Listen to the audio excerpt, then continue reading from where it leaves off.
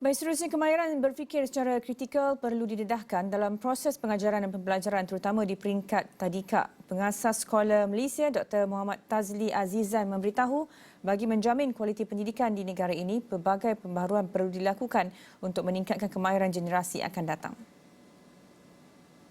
Isu berkaitan dengan pendidikan di Malaysia ni ialah dari segi kualiti atau dia banyak aspek. Yang pertama sekali ialah dari segi kualiti pendidikan itu sendiri sebenarnya yang kita kena tengok. Antara benda yang saya rasa sangat concern, yang saya sangat fokuskan sekarang ialah tentang dari segi kualiti pengajaran dan pembelajaran, teaching and learning activities. Disebabkan kerana dalam teaching and learning ni, kita nak melahirkan generasi masa depan yang nak selesaikan masalah yang kita sendiri tak tahu sekarang.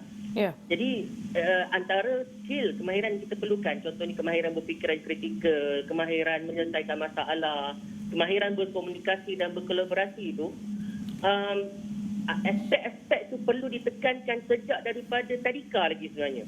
Sejak daripada tadika sampailah ke universiti. Menurutnya, pendidikan tidak seharusnya terikat dengan peperiksaan sebagai penanda aras kecemerlangan. Selain itu, ibu bapa juga memainkan peranan penting dalam membantu anak-anak mereka mempelajari kemahiran berfikir aras tinggi KBAT. Kadang-kadang kalau kita tengok agenda yang dibuat oleh contohnya di peringkat kementerian, contohnya kemahiran berfikir aras tinggi. Ini sebenarnya bukan kemahiran yang sebenarnya anak-anak saja perlukan.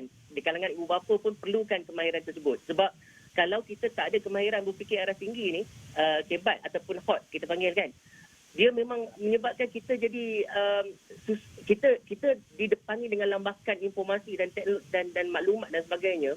Kalau kita tak mempunyai kemahiran yang diperlukan ini, kita sendiri tak mempelajari, kita sendiri tak ada lifelong learning skill untuk mempelajari all this kind of knowledge, itu akan menyebabkan kita mungkin berhadapan dengan masalah lah untuk support, untuk membantu anak-anak kita di rumah sendiri kan.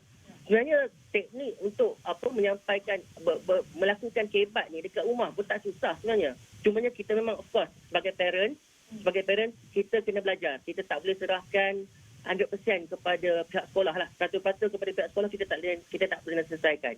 Sama juga berlaku dengan di peringkat universiti. Di peringkat universiti, kalau kita tengok dulu di bilik kuliah, kebanyakannya ialah syarahan demi syarahan. Kadang-kadang pelajar-pelajar sendiri masuk dalam universiti pun tak faham apa benda yang bersyarah cakap.